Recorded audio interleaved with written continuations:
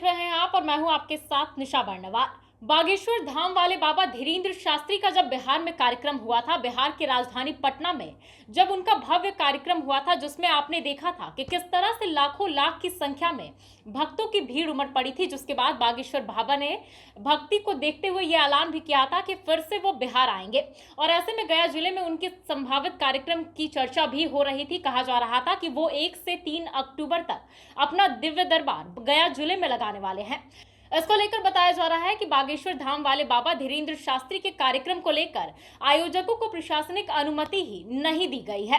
दरअसल आपको पता है कि गया जिले में पितृपक्ष मेले का भी आयोजन किया जाना है और ऐसे में अलग अलग राज्यों से पितृपक्ष को लेकर भक्तों की भीड़ उमड़ पड़ती है, श्रद्धालु पहुंचते हैं, जिसको लेकर प्रशासनिक व्यवस्थाओं को काफी ज्यादा दुरुस्त किया जाता है।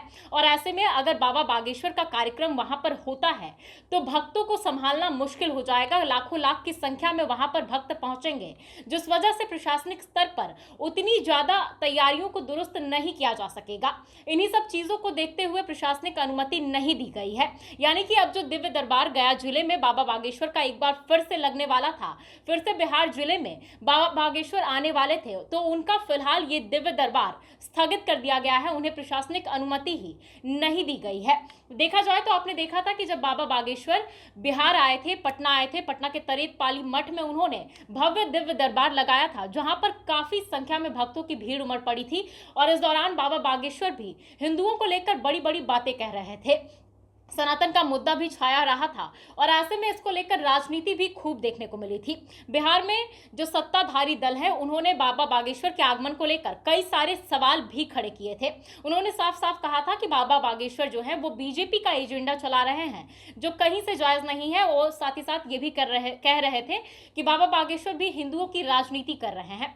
हालांकि ये सब तो और बात है, लेकिन देखा जाए तो फिलहाल के लिए बड़ी अपडेट सामने आ रही है। बाबा बागेश्वर का जो कार्यक्रम गया जिले में आयोजित किया जाना था, जो उनका दिव्य दरबार लगना था, उसे फिलहाल के लिए स्थगित कर दिया गया है।